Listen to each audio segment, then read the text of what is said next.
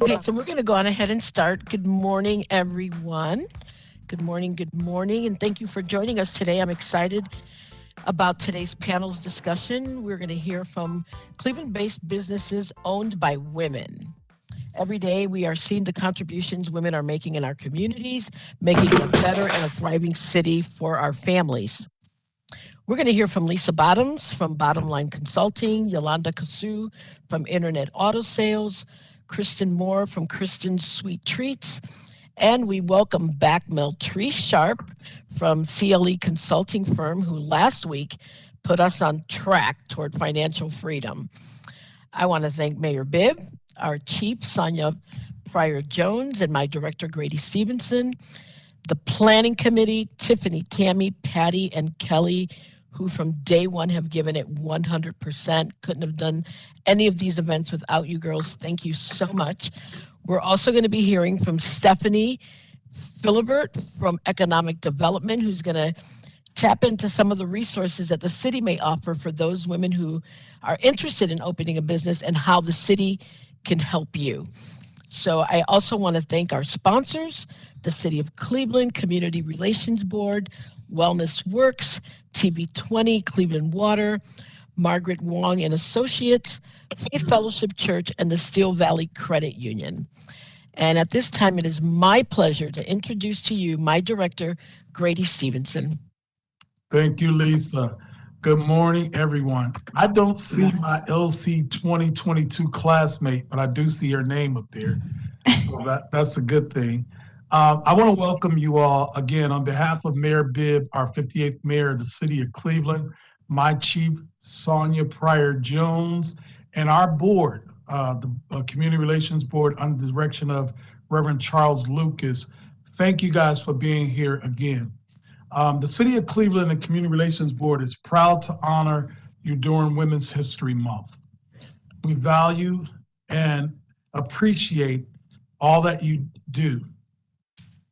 We have had spectacular programs this month designed with you in mind. Today, you will hear from women who own businesses right here in the City of Cleveland.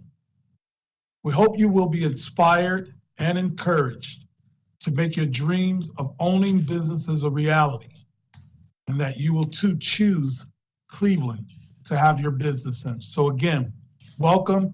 Thank you all for being here, and I'm looking forward to this treat today. The only thing I'll say from here is just let God use you, and I'm sure somebody will be blessed and moved. There she is. Hello. Hello. Hello. See 2022, the best class ever. So thank you for being here. And at this time, I'm going to turn it back into the hands of Lisa to take us further. I'm going to ask the panelists if they can introduce themselves. Oh, okay, I'm sorry, Kelly. Oh, no problem. To Kelly's hands. We can start with Maltrice if you would like to, and start with introducing yourself. Sure. My name is Meltrice Sharp. Again, thank you for having me today. It's always a pleasure to be able to speak to women about things that I care most about. Thank you to the committee. Thank you for the director for having the foresight to putting this information in front of women. I am one of the managing partners of CLE Consulting Firm. It is one of the fastest growing African-American accounting firms right here in Cleveland. We're conveniently located in downtown Cleveland in the North Point building, if you guys know where that is, right up the street, actually, on 9th and Lakeside on the 15th floor.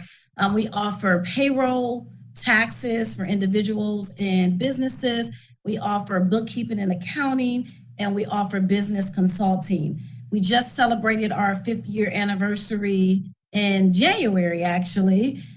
So really, really excited about that. My partner and I started 5 years ago. It was just him, myself, a part-time assistant and an independent contractor. We've grown to, there are now 17 of us, and we're excited about the work that we're doing and the the impact that we're able to have on the businesses and the individuals that we work with.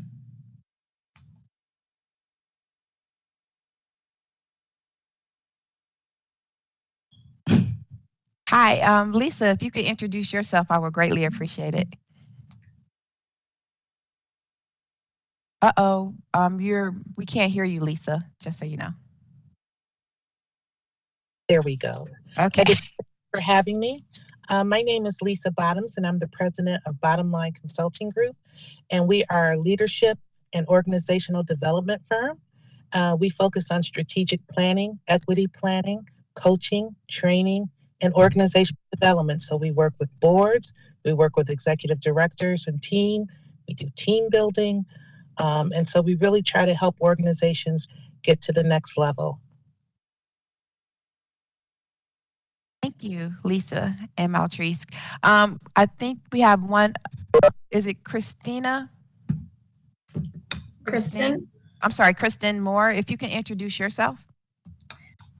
Hi, I'm Kristen Moore, owner and edible artist of Chrissy Sweet Treats, and I am grateful to be a part of this group of wonderful women celebrating Women's Month this month. So I can't see myself, but I don't know if you guys can hear me. Yes, we can hear you. Okay, sorry.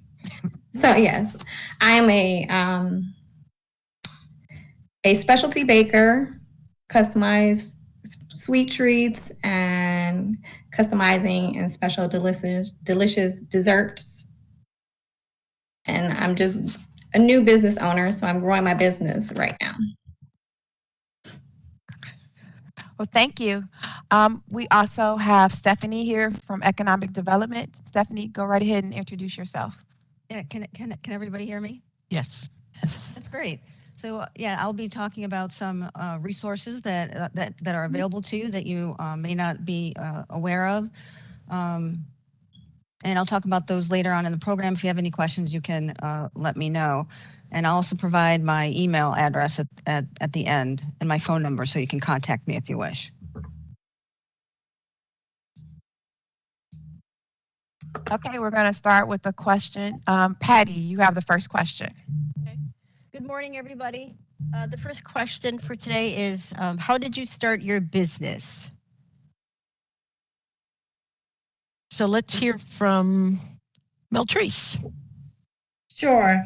Well, I am a CPA. That's what I've been doing my entire career. I started my career with Ernst & Young, and then I spent the remainder of my career at a company called Forest City. That's no longer there. As a part of my role, the last few years that I was there, I developed their supplier diversity program. And the goal of the leadership with that program was to make sure that Forest City was being equitable in the way that they were purchasing their products and services. And so my role was to develop the program to ensure that they were inclusive and equitable. So they were including small businesses, women-owned businesses, LGBT community businesses, and veterans. And during that process and during that vetting process, when I would go to the community and see these businesses, what I realized is that they had very great business models, but they didn't have the financial framework to play in a sandbox with a big organization like Forest City. And so often they would not get that opportunity. And so when I decided to leave Forest City for a whole bunch of reasons that I won't get into, but they're sold now. So that was a part of one of the reasons I kind of knew that the writing was on the wall. And they offered me a good severance package, and I decided to take it and really scan my heart to determine what it was that I wanted to do next, and how could I make the second part of my life impact my community. And so when I would meet with these businesses, I would say to myself, my God, I have the skill set to help them build the financial framework that they needed so that they can grow and scale their businesses just like any other business. And so as I was doing that exploration, that was what I decided to do, is provide the support, the financial support, technical support to these businesses so that they can have that financial framework so that they can grow and scale. So that was kind of the thing that catapulted me into this role. And so the rest is history. I've partnered with hundreds of businesses, and we've been able to do some great work. How about you, Lisa? So I started my business 5 years ago, but before that, I actually did, I was involved in Cuyahoga County. I did child and family policy for human services. And so I got a chance to learn about all the vulnerable populations and their needs and how they needed to be served. What was interesting is that a lot of the families that were involved with the county were African American and Latina families, as well as Caucasian. But I began really thinking about how do we make sure that families that I was working with got exactly what they needed and what were the rules that were getting in the way of that happening. So my diversity and equity work really kind of started there and making sure that the resources were available. We also learned that instead of waiting for families to get so deep into the system, we needed to do a lot of prevention programming. And so I learned a lot about how to do that. In 2006, the Cleveland Foundation asked me if I would join them and to really put together programming in the prevention area for neighborhoods. And so that's what I did through MyCom. And we were able to serve over 100,000 young people. I also did work with anti-gang, homeless. So again, working with vulnerable populations, being able to put together plans and being able to figure out where the gaps and barriers were, and then solving for those. And so then what I learned was that many of these organizations that were doing this heavy lifting for these families needed a lot of capacity building, needed a lot of work. And so after 11 years, I started my own business. At that point, we really said, how can we help organizations become stronger? And so I've been able to work with government, nonprofits, and for-profit organizations in helping to build their back offices, to build their staff and capacity of their staff and of their organizations. And so it was helpful when I first started to have, my husband is also an entrepreneur. And so he was very gracious, giving me office space, giving me access to supplies.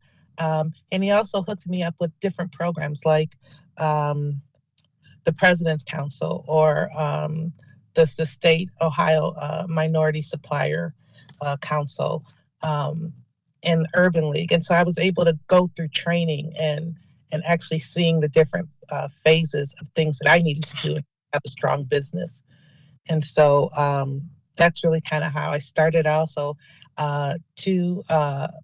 had some savings, and I was able to invest that savings into my business. So that was really how I started. I started in April of 2017, and we're still rolling. Thank you. Well, Kristen, now that we can see your beautiful face, we'd like to hear from you. You're on mute. Unmute yourself, hon.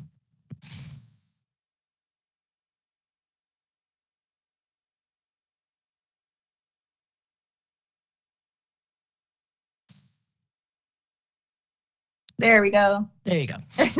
Sorry about that, guys. How are you all today? Good, thank you. Good. Well, again, hi, I'm Kristen Moore, owner and edible artist of Chrissy's Sweet Treats. I am a self-taught baker specializing in delicious custom creations for all occasions, prominently bespoke buttercream, cookies, and cakes and cupcakes. My cakes and treats are adorned with intricate embellishments such as glamorous sprinkle mixes, hand-painted details, gold leaf flakes, decorative floral arrangement, luxurious toppers, and a wide assortment of other confections. Honestly, the possibilities are endless when creating edible art. The greatest part of it all is that you get to eat it, experiencing the rich flavors, textures, and palate-pleasing decadent treats. Chrissy's is a multifaceted business, not just limited to sweets, but also the savory. Being multi-talented in the kitchen is a blessing I'm grateful to have. For me, being able to pour love as the most important ingredient makes it all taste better. I grew up in a family where you could just taste the love, the time, the hard work put into preparing heartfelt nourishment for not only the body, but for the soul. I am an entrepreneur and a mom of 3 amazing children. They are the loves of my life, and they fuel and inspire me to build my business. So that's the reason behind Chrissy Sweet Treats, is being a mompreneur and wanting to be able to create my own lifestyle. The love and motivation from them allow me to pour into my artistry and create. Chrissy Sweet Treats allows me to pursue my passion, have financial independence, allows me the flexibility to control my schedule and my lifestyle. I am currently a home baker, which allots me that extra family time that very important to me.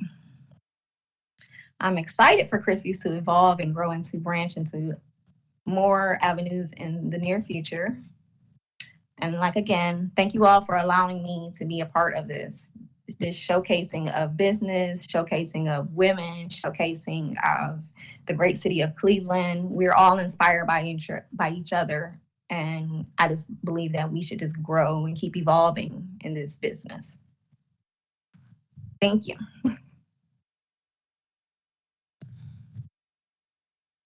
Ellie, I think you have the next question.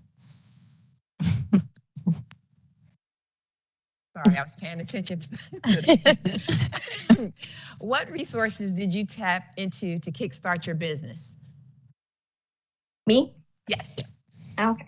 So personally, as being an entrepreneur, I am everything right now is about self. Like all resources and everything come from me. I'm currently looking for funding to open up a takeout area location. But as of right now, there's no funding. I am my only funding right now. Okay. How anyone else? Can anyone else tell me how they got their jump started? I know, Altrice, you said you used your severance pay to assist you. Was there any other funding that you might have used? You're muted, hun. I had a pretty healthy savings as well, because my partner and I did not pay ourselves for quite some time when we first started the business. So I had to tap into that. But I will also share one of the things that we did right away was went and partner with a legal firm, so an attorney. It's really important that as we were developing our partnership agreement, as we were setting up our articles of incorporation and all of our legal documents, we wanted to make sure that those things were accurate.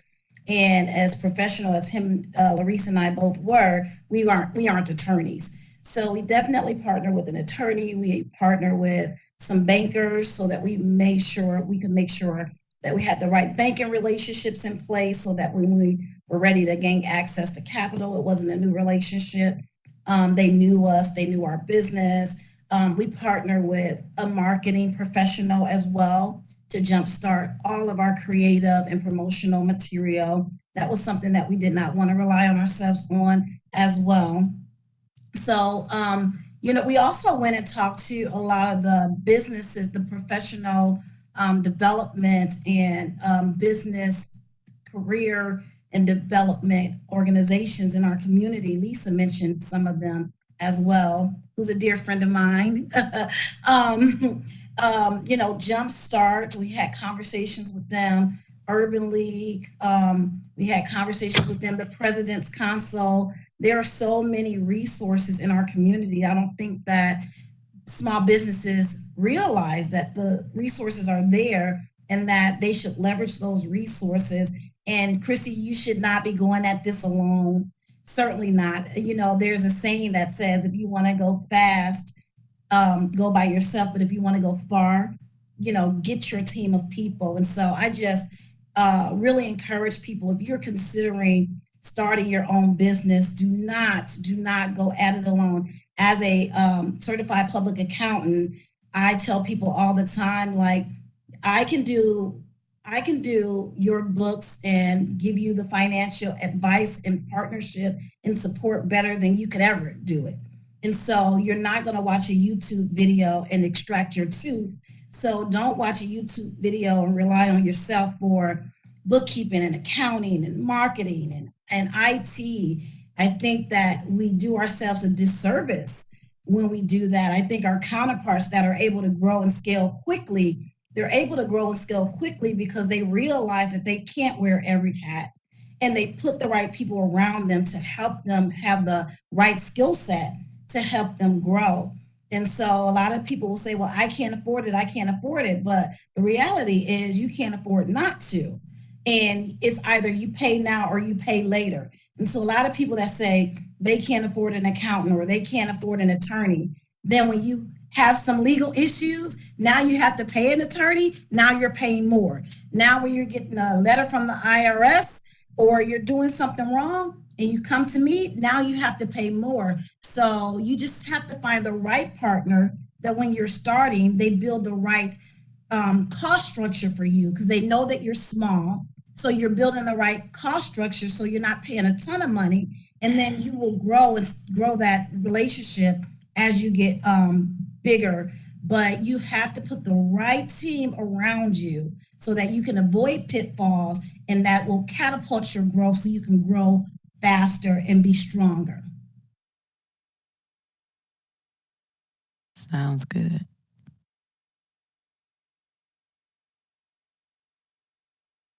Anyone else? Anyone else? So this is Lisa Bottoms. I know one of the things that I was able to do was to barter. So for people that don't have a lot of income, you may be able to barter for some of your services. You know, I did a strategic planning retreat for an IT consultant to come in and do some work for me. So, you know, if you don't have the money, there are still ways. There are interns. You can work with colleges. There are all kinds of ways that you can get it. It might be a little more clunky. It might not be as sophisticated as if you were paying, but I agree with Meltrice 100%. You really do need to have a team around you, and you need to figure out how to get that team so that you can learn what to avoid and make sure that you are structuring yourself properly so that you don't have unnecessary issues that you need to deal with later on. That's a great point too, Lisa. We bartered a lot as well because you're right. You are right. You can lack resources if you at the very beginning. So there are some really creative ways that you can do it, but having a team around you is definitely crucial.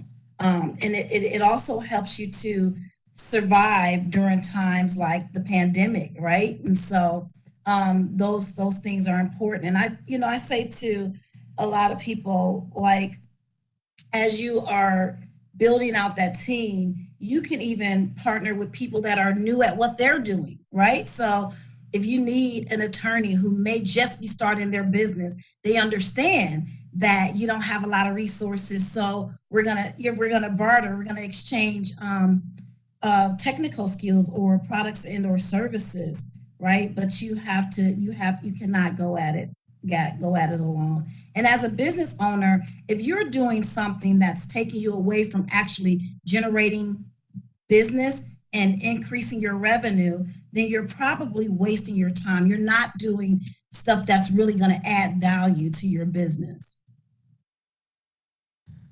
Thank you. Thank you guys for all the good advice that you're giving everyone. My next question is going to be, why did you decide to have your business in Cleveland? And I'm going to have Lisa Bottom start this time. Okay, I decided to have my business in Cleveland because most of my relationships, my strong relationships were in Cleveland. And so I was able to use as the starting point for my business. So I wasn't going in cold. I had these warm and as I call hot relationships that I was able to leverage. and to get started. Everybody has a consultant they like to work with if they're doing strategic planning or they're doing team building. And so I needed an opportunity. And so some people had, friends of groups, advisory groups.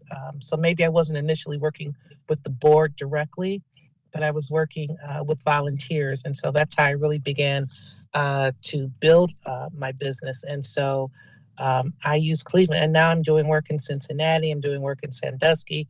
And so as you grow, your network grows and your reputation grows. And so, but I started in Cleveland because that's where I was born, bred, and live. So Thank you very much. And then Kristen Moore. Okay, yeah.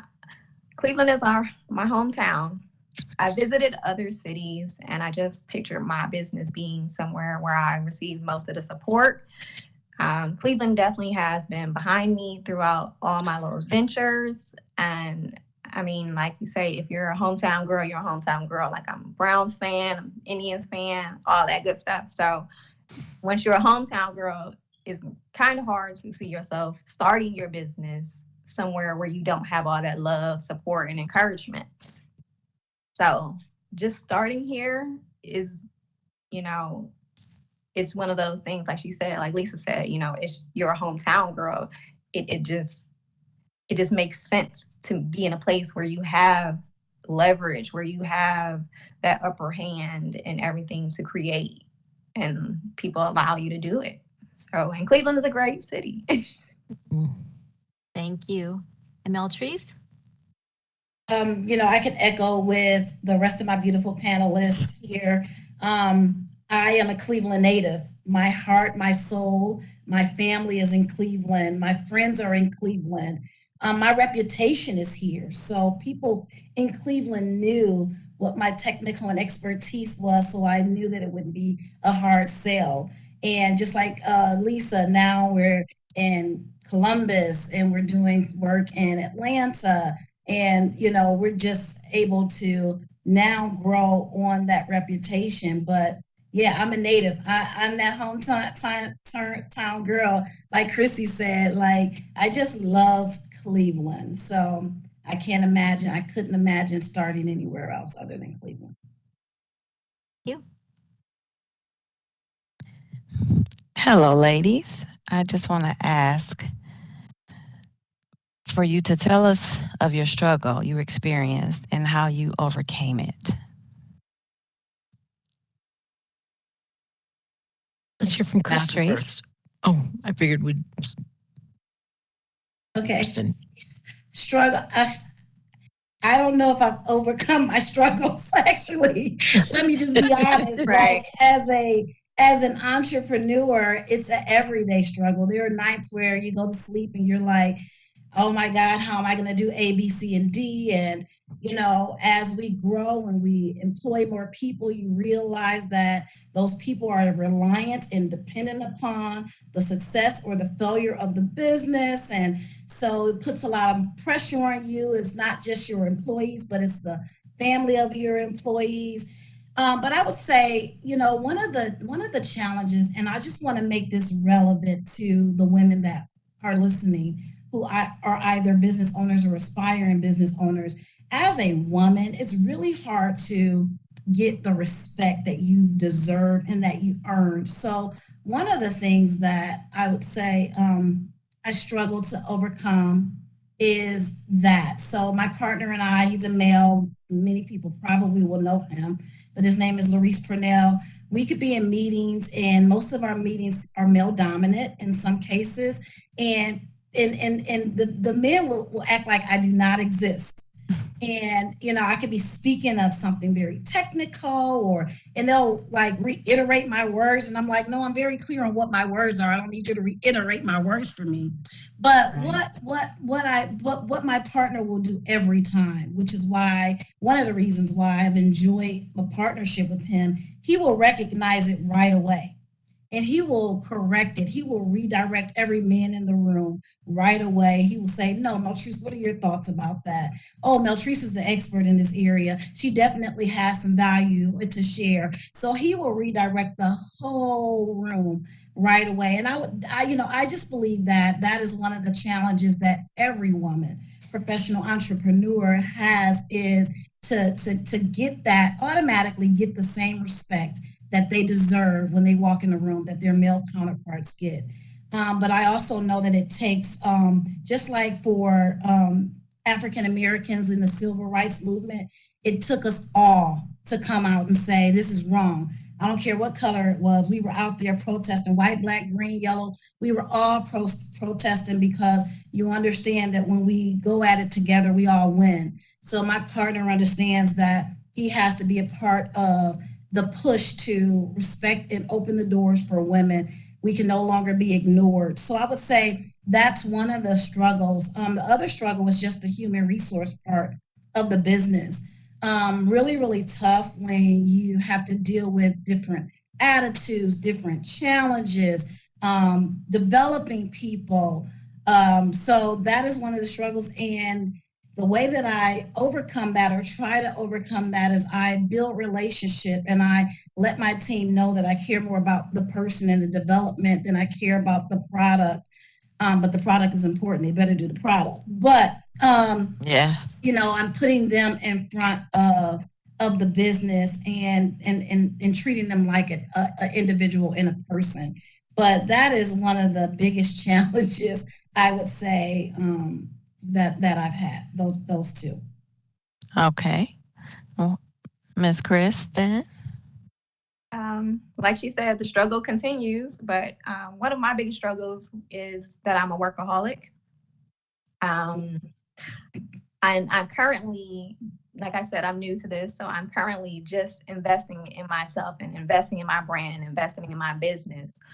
I've been one of those people who allotted myself to pour into other people's businesses, to pour into making money for other people and making their business great, but not my own. So that was my biggest struggle, is to pull back from being a workaholic and actually pour into myself, to actually pour into Chrissy's, because like I said, I have such great support. I have an amazing support system, and everyone who even sees my art or sees my work or tastes my food or tastes my treats, they're all like, why are you working? This is what you should be doing. This should be your everyday. And I'm like, oh, well, just having that self-love and everything, that's what I struggle with, giving away all that workaholic ethic and just being able to pour it into myself now. So now I'm pouring into my own glass. Good for you. Okay. Thank you, Miss Lisa. So, you guys have heard the adage, you need to be working on your business and not just working in your business. Well, that's a struggle for me, because if you think about it, I'm building capacity in everybody else's business, government, nonprofit. And so I really have to take the time intentionally to build my business. And at first, if you think about it, that's not a billable service when you build your own stuff. But it is, because without it, you can't get paid. Right, Meltrice? It's like, I care about the end result, but, and so it's the same concept. And so really making an intentional and concerted effort. I try not to schedule anything on Friday. Well, here we are on a Friday, and here I am.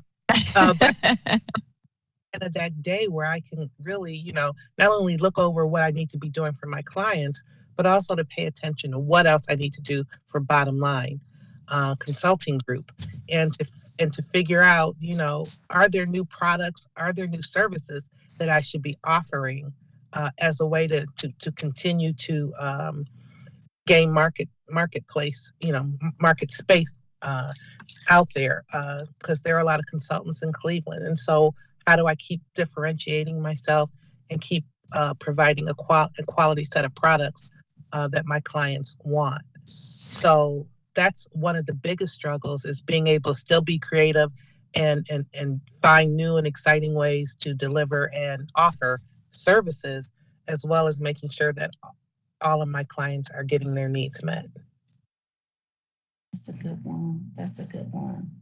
I'd like to add one thing, and that's balance. Because Chrissy alluded to it. It's like if you're a workaholic, sometimes you don't know when to cut it off.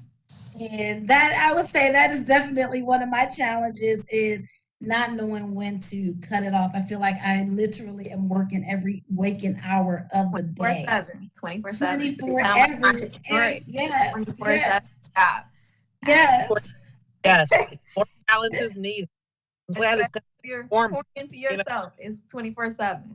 Absolutely. And like you said, Chrissy, like you had spent your entire career helping other businesses grow, but you had to give yourself a chance. Right. And it was really scary to make that shift. But I'm like, you know what? I can give myself the same opportunity, the same hard work ethic, and the same atta girl that I've been giving everyone else. And guess Right. what? If I don't succeed, I still am very Go marketable. back. I can always go back. So let Go me give back. myself that same chance that I've given to everyone else. So it is definitely very scary, but I mean, unless I'm forced to go back, I will never go back. Let me just be clear. I will never go back. A lot of hard work, it certainly is not for the weak or the faint at heart, but it is definitely worthwhile. Right. I mean, I'll allude to that. I'm a person that works 6 jobs at one time. People would be like, how do you do it? I worked at 3 dental offices. I bartended, I catered, I model, and I'm a mom. Like, so it was spreading myself super thin throughout the weeks. And I mean, the money's there and all that. It's all good and great, but it's not what you have inside of you. It's not your passion. It's not fulfilling for yourself. And like I said, it is scary to be like, no, I should absolutely take this opportunity and pour into myself. And then when you look at the finances of it, also, you're like, I make more money at home than I do working at any office. I can capitalize and grow and keep growing. There's no cap on me when it's myself, So that's one of my biggest things, is like, just not capping yourself. Because if you're working for somebody, they have an hourly pay that they're going to pay you. And that's not going to change on a regular basis. You get raises, but it's not constant. You can give yourself more raises than anybody else can actually give you. You do? Love it. Absolutely. I love Talked it. about where there are only so many hours in a day. Right. And so I think time is a major struggle, at least for me, because I can work 14, 16 days, but I can't, and I can do that 7 days a week, but there's a limit. I mean, that's it. I have 7 days, but I do have to sleep. Yeah, absolutely. I always say, I need an extra day. I need an extra day. Right. So I think that's another struggle for me personally. That's part of the balance piece, is that, you get to a point in your business where you have to decide, okay, so how do I expand? Do I bring on an employee? Do I bring on some additional 1099s? Do I bring on interns? Because you do hit a ceiling. And if you're a real business, I mean, and I don't mean that in a negative term. If you're a larger business, if you're not just really a solopreneur, that's what I'm trying to say, a solopreneur, then you get to a point where you run out of hours and you have to figure out what's next and how to finance that. What's next? Absolutely. Absolutely. Because that's the only way you can grow and scale. If That's you, right. like you said, if you're a solopreneur or a workpreneur, it will be very difficult for you to scale your business, simply because, like you said, there's only a few working hours of the day where you have to sleep. And so even that, Chrissy, that's scary as well, when you're like about to hire your first person and you're like, oh my God. I have people lined up. They're like, whenever you're starting, we're working for you. So that's why I said the love and support of my city is, what's behind me, and I'm just moving forward. Absolutely. Thank you, ladies. Those are very, very good answers. Patty? All right. So the next question is, how did the pandemic affect your business? Lisa, we'll start with you. Oh my goodness. I remember Didn't it affect like all of a sudden all my contracts stopped. It was like, whoa. They were like, we're going to hold off for right now till we see what's. And I'm thinking, well, how am I going to pay for food and how am I going to pay for my house? So it was very scary. But during that time, I was able to really try to be creative and create new products.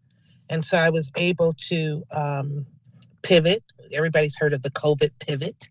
And so I was able to really strengthen my talent piece of my business where we did more.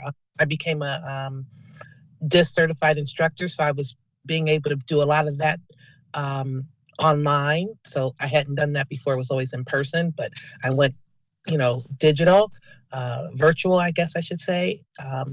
And so that was helpful. And that opened up the doors to do a lot of other kinds of training, attending conferences, which is where I get a lot of my referrals from. I was able to do all of those kinds of things. And so it also, there were opportunities to go into different markets. And so what was surging while COVID was surging was mental health and substance abuse. And so being able to market those specific businesses, I was able to get new businesses during COVID, if you can believe that.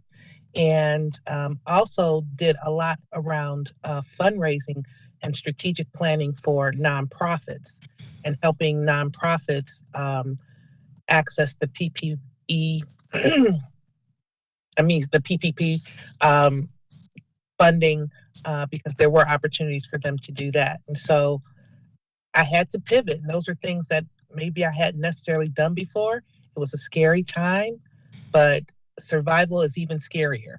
So you just put on boots and get wading in it. And that's how we survived COVID. And we actually came out of COVID stronger. My company came out of COVID stronger as a result of having to pivot and add those services and new clients. Great. Okay, Meltrice, we can start with you. Sure. Like Lisa said, pivoting quickly.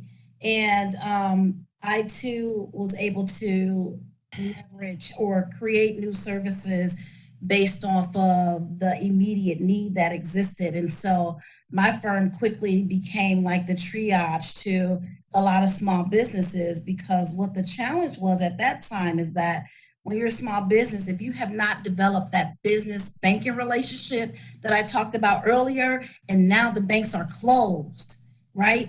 And so some of my larger clients, their bankers were calling them like, here's all of this funding available. We're going to help you get it. And they got it in like days.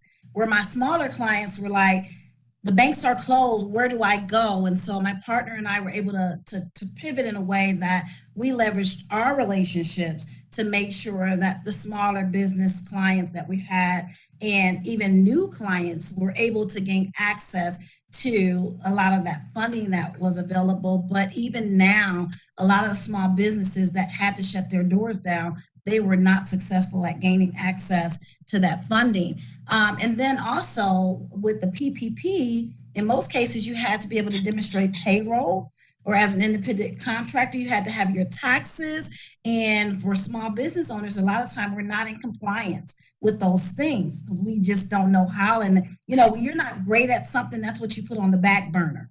And so a lot of times people are behind on taxes and they got to get caught up really quickly. They're paying people under the table. They're paying people using, PayPal, Zelle, and, Cash App, and they're not set up properly for payroll. So since we offer payroll and taxes, we were able to grow those areas of the business as well.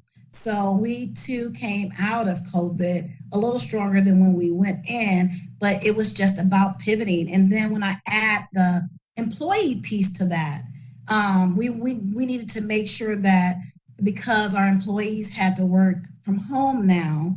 That was very, very new for us. So we had to make sure we had the right technology in place, make sure we had the ability to manage the effectiveness and excellence of their product. We had to make sure that we touched them. So we had to do really creative things, like we had like a Friday Zoom event every Friday where we just took a few minutes not to talk about work, but to talk about how we were all coping during the pandemics. People were losing people, and it was a lot of stress and pressure. And I'm not a person that really succumbed to pressure and stress, but the pandemic got me down. So I can just imagine how certain people that deal with depression and all of that, how they in the loss and grief that we experience. So we wanted to make sure that we were touching our employees too. So we made some shifts with that as well. But it was just a constant pivot. But now that you have those technology systems in place and now people can work from anywhere, it just made your business better. So that it did the same for ours. Kristen, how did it affect you? The pandemic definitely affected my business, with events becoming non-existent. I'm not just a baker, I'm a full service caterer. So with events becoming non-existing, that took away from the catering aspect of my business. But like the ladies are saying, it did help me grow my baking ability. And because of COVID and the small gatherings and people being so more loving of themselves, they're pouring more self-love on themselves. I did get lots of business for personalized cakes, luxury cakes, that items people wouldn't normally spend the money on. They say, I'm celebrating myself this year and I'm celebrating my life, and I want to spend this extravagant amount of money on a luxurious cake for myself. And I don't care if it's just for me. So I did get a lot of that. And that was really encouraging because people didn't stop loving on themselves during this pandemic. And that was really important to me. Like, so when people would call me and be like, it's my birthday, and I'll be like, I'm gonna glam you out. I'm gonna sparkle the cake up. We're gonna do it up for you because it's your birthday. You deserve to celebrate yourself. You're here. So a lot of my clients are definitely repeat clients because of that. They're like, I will absolutely, when it was my birthday, you absolutely gave me something that made me feel amazing on that day. So just having people pour that self-love on themselves and buying more luxury items and actually, being able to just know that it's okay, like it is absolutely okay to pour love on yourself and to, just, basically take care of yourself, like, because you are your only self. If you die tomorrow, then, like we were saying about being an entrepreneur, like if you die tomorrow, your job will be in the paper, within hours. So it was just amazing to have lots of clients that contacted me and were saying, I'm just celebrating myself. So, whether pandemic or not, I'm here, I'm alive, and I'm healthy, and I'm celebrating myself. So that actually helped the business grow into, being able to provide these people with more self-love items. Well, since you're talking about birthdays, I do have a birthday coming up, and I love cake. I'm just going to put that out there. Nice. Birthday. Let's get you glammed out, girl, because that's my specialty. I'm a known sprinkleaholic, and anything that sparkles, I put it All on. right. My cakes are bedazzled to the max. I want one of those cakes as well. Yeah, I'd like to see one. I would like to see one. Me Yeah. too. Where is your shop? Do you have a shop or a bakery or? I'm home based right now. Oh, you're home based. Okay. That's great. Good. Well, I'm glad everybody, came out positive with the pandemic, and that was a really tough time for everybody. So I'm glad. Thank you. Still is. Before we go on, I know we're going to be closing up pretty soon, but I did notice that Michael Curry joined us, and he's from OEO. And so before we go on to Stephanie, Michael, if there's anything that you want to share or any information that OEO has to offer for women-owned businesses or minority businesses, if there's anything that you can share with us today. I know I put you on the spot, but Yes, ma'am. And I don't know why my video is not working this morning, but I'm going to get that fixed immediately. So can everybody hear me? Yes. Yes. All right. So the Off-Seek opportunity, this presentation has been fantastic. And I wish we could have done OEO could have done a better job of getting it out to our certified businesses, but just to let people know about it. But OEO certifies minority-owned female-owned and Cleveland area small businesses. We maintain a registry of those businesses, and we establish goals and benefits for those types of businesses when it comes to doing business with the city of Cleveland. A lot of private organizations such as the Cleveland Clinic, Sherwin-Williams with their big project that's going to be going forward, utilize OEO's certification as sort of an element in consideration for the types of contracts that they do as well.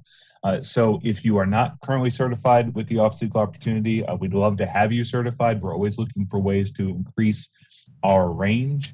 And like I said, even if you're in an industry that maybe you think, I don't know if I'll do business with the city of Cleveland. We understand. We only buy certain types of things, and we can be occasionally difficult to deal with. But it does mean that as part of the marketing of your business, you are certified with us. Now you can take that, again, not just with us, but with other organizations that are looking to engage our women-owned business community, as well as our, again, minority-owned and small business communities. So I would just say I strongly recommend, if you're interested, please contact my office. All of the application information is available online, so you can submit that all electronically. We'll be happy to help you with that process if you have any questions. What is the link for that? The website? So if you go to the City of Cleveland's website, which is clevelandohio.gov, and find the Office of Equal Opportunity page, you'll find it there. If you go directly to cleveland.diversitycompliance.com, so cleveland.diversitycompliance.com, that's going to take you directly to our application and the information there. So you can find us through the City of Cleveland's website, but if you're looking straight for that app, it's at cleveland.diversitycompliance.com. The contact information is all there as well. So what I would say is, get started. If you run into issues, please help us out. We are working to carefully align ourselves with other certifying agencies. And so, if you're certified elsewhere, we can consider that as well. But yeah, we like to add value for that with that certification. So if you do have any questions or any issues, please let me know. Sounds good. Thank you, everyone. Thank you, Michael, for that information. I believe we do have one more question. I'm going to go ahead and ask that question, and then we're going to be closing up here pretty soon. But the question is, Lisa Bottoms, if you could go back in time, what, if anything, would you do differently? That's a good question. If I could go back in time, I would save a year's worth of income. I only had a few months, and so the hustle was real. But I think if I could have told myself, make sure you have a year's worth, because that allows you to do what you need to do. It also gives you some cash reserves for your you can put into your business more and be able to really get those services to help build the capacity instead of patchworking, which is kind of how I did it. So that's what I think I would tell my self from lessons learned, to make sure you have your team, make sure you have that additional those dollars there, and to do a better job with social marketing. I really used my relationships, which were important and really were helpful. but I probably could have gotten even more business had I had a better presence out in the community. So I think that's what I would say to myself. Kristen?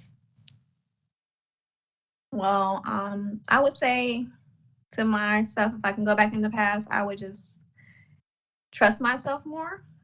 And basically, like with trusting yourself more, like I said previously, you know, just pouring into myself more and pouring into my own personal business more than I did with, you know, any other businesses or any other establishments that I was working for. I would have just moved forward with my own thing a lot sooner than what I'm doing now. So I'm hearing you say you would just invest in yourself more. Right. Right. Okay. Meltrice? Everything Lisa and Christy said. I would also really define my perfectly aligned client more.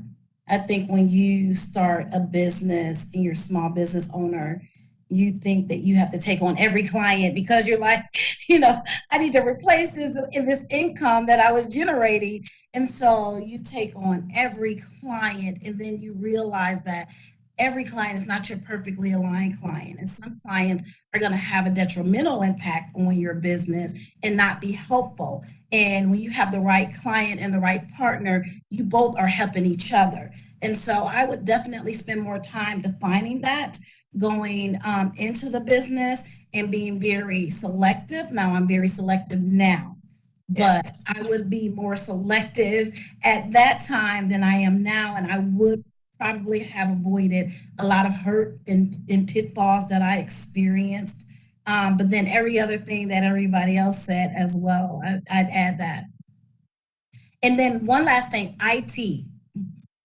I would make sure that I connect with an IT professional right away because there are so many efficiencies that the right technology can help you with that you don't have to do on your own. And so having that at the beginning is going to avoid a lot of the capacity that I was taking. A lot of capacity is going to help, bridge that gap so I don't have to do a lot of the work that I was doing at the beginning. So definitely putting that right IT structure in place as well. Okay, so I want Stephanie to take a few moments and give us some information from the standpoint of economic development. And then I want to come back to our panelists for your final words of wisdom before we close out today. So Stephanie? All right, I'll be, if everyone can hear me, I'll be quick about this. So in regards to, let's talk about the additional dollars. So in order to get the additional dollars, you're going to need to set yourself up with a business plan if you're a startup business. And there's a couple organizations that can help you with the business plan for free. There's SCORE, which is SCORE, and it's the Organization of Retired Professionals. And there's also the Hispanic Business Center. Both of those organizations can help you with the business plan for free. And through the City of Cleveland Department of Economic Development, there are a couple of popular loans and grants that can help small businesses. The first loan is a Neighborhood Retail Assistance Program loan. It can go up to $50,000 at 3% and over 5 years. It can also be paired with an SBA Muni grant that can go up to $50,000, and it would be up to 15% of your total project cost less working capital. They're outside, so those are the most popular programs that the Department of Economic Development offers. However, you should consider there's other resources that are available. Also through the State of Ohio Department of Development, they offer microloans up to $45,000 at 0% interest. There's the Hebrew Free Loan Association for personal as well as business purposes. They offer up to $10,000 at no interest, and those are easy applications that you can find online. Again, that's the Hebrew Free Loan Association. There's also ECDI. ECDI is another organization I'm going to recommend, and they offer working capital. That's to help with the additional dollars, so you can, to assist you with payroll, just to keep things flowing during during your business processes. And ECDI is the Economic Community Development Institute, and they do offer working capital loans for small businesses. Now, that's all I have to offer at this time. If you want to get a hold of me, you can reach me at my email address is S as in Stephanie, P as in Peter, HILLI, B as in boy, ER, T as in Tom at clevelandohio.gov. Stephanie, can you say that again, please? Thank you. Well, my phone number also is 216-664-3627. And again, I would be happy to connect with anyone by email or by phone. I can list all these resources in an email. I can send them out to you. Again, my email address is S as in Stephanie, P as in Peter, HILLI, B as in boy, R as in rabbit, T as in Tom at clevelandohio.gov. Stephanie, yes. could you put that in the chat too? Because I know that it's just hard over the thing, and your last name's not complicated, but people. So I will put it in. I'll put it in the chat as well as our website. You can communicate with me through the Economic Development website, and there it lists all of our different loan and grant programs offered to small businesses and large businesses. So I will do that now. Let's see. Very good. So while Stephanie is doing that, I want to hear from our panelists one more time with your nugget of wisdom for all of those who are listening to us. And this is being recorded, and this will be played again on TV 20. So it's not just a one-time thing. So we're going to go eeny, meeny, miny, mo, Lisa. Eeny, miny, mo, Lisa. So I would say, I think you have to believe in yourself. If you don't believe in yourself, then why should other people believe in what you're offering? So I think you believe in yourself. This is a grind. And so understand that you have to put in the time. This is not a 9 to 5. If you're looking for a 9 to 5, then being an entrepreneur may not be for you.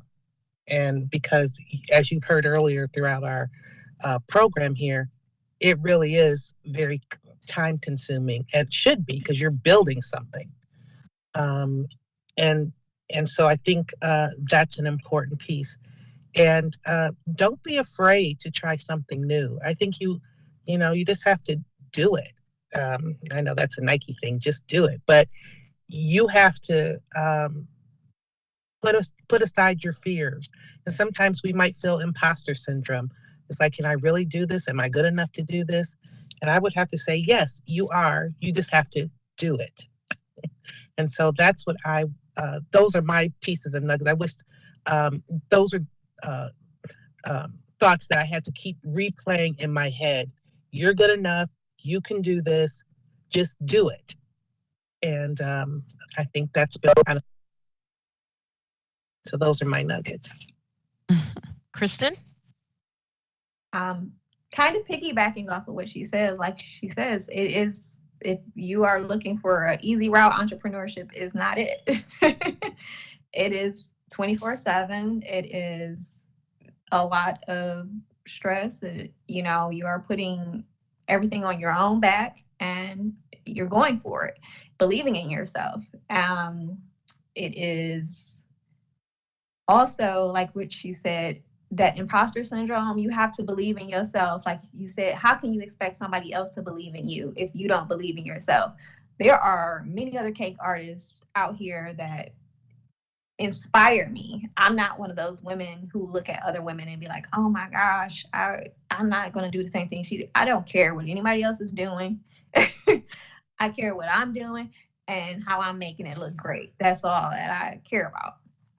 And just being able to know that there is, like with bread, there's Schwabels, there's all different types of brands of bread that you can buy, but each person has what's right for them. Like Motrice was saying about her dealing with her particular clients, you have to find those clients that are your people. You have to find, it is your group of people that want to see you win, people that want to be a part of what you are.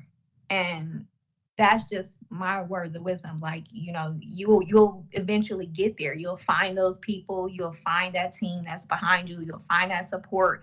You just have to dig deep into yourself and believe in yourself more than anything. Miltrice? Yes, I'm going to echo what my panelists said as well. One, yes, definitely believing in yourself and believing in your dream. But I'd add, make sure that you're vetting your ideas with your friends and your family and your mentors, because they're going to poke holes in it. They're going to challenge you on some things. They're going to make sure that you have a marketable product or service and not just a hobby, because that is a challenge as well. As we have a hobby, and just because we love it doesn't mean that it's a career. Like, you can make a career out of it and that you can start a business. So your friends and your family and your mentors are going to vet that. They're going to give you honest feedback, right? Some of it you're going to chew and swallow, some of it you're going to spit out, but they're going to help you challenge your business in a way that when you go out to market, you're going out to market with a business service or product that people will buy. And then I would say fear and move forward anyway, right? So fear and go forward. Fear is false evidence appearing real. And so sometimes fear paralyzes us. But I think as women, we are powerful, we're wise, we're beautiful, we're awesome, we're talented, and we have everything we need within us to be successful. So you're going to fear and you're going to move forward anyway. And my pastor would always say, sow good seed. So you can't expect people to support you if you're not supporting others. So sow good seed, and when you sow good seed, you reap good seed. And also give business owners a chance as well. Oftentimes I'll hear a business owner tear down another small business owner, and I'll correct them right away and say, okay, Walmart don't meet your needs every time. McDonald's sure don't meet your needs every time, but you continue to frequent those businesses. We tend to be harder on each other than we should be. Giving each other chances to grow and develop and fix what's right or fix what's wrong before we stop supporting and soliciting them all together. And I'm going to say, from the words of my very dear friend, her name is Jasmine Long, she says, stop dreaming and start working. Do what you need to do to get your business jump started. Thank you. Thank you so much. Lisa, did you want to say something? I was just going to say, every business has a personality. And so you need to be authentically you. Yes. So, great one. Right. So I just want to put that out there. Don't try to be someone else. Have your dream and be you in your dream. That's right. That's a good word. That's a good one. Now that'll preach. That'll preach. Before Kelly closes us out, I wanted to give Director Stevenson an opportunity if there's anything else he wanted to say before Kelly closes us out. Well, I'll just say this. Once again, ladies, you knocked it out of the park. Thank you so much. I learned so much. And listen, I had a pastor that always told me, if I sow good seed, I reap a good harvest. I reaped a great harvest today just listening to you ladies expound upon your challenges, but also your successes. So thank you so much for bringing this to the city of Cleveland and highlighting this so others can learn and grow from it. Thank you. God bless. Thank you, Director. Thank you. I want to just second what the director stated. Thank you so much to the panelists. You guys did a wonderful job. We learned a lot of information. I've been sitting over here taking notes. That's why I wasn't hitting my mute on time, because I'm taking notes, paying attention. And we just want to say thank you for participating with us. Thank you for participating in our Women's Health History Month. This has been a phenomenal month so far. We've been knocking it out the park every event that we've had. So we just want to say thank you. Thank you. Thank you all. Thank you. Thank you all for the opportunity.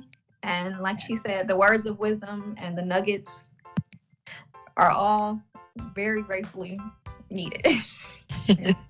Thank you so much. Thank you. Thank you for having me as well.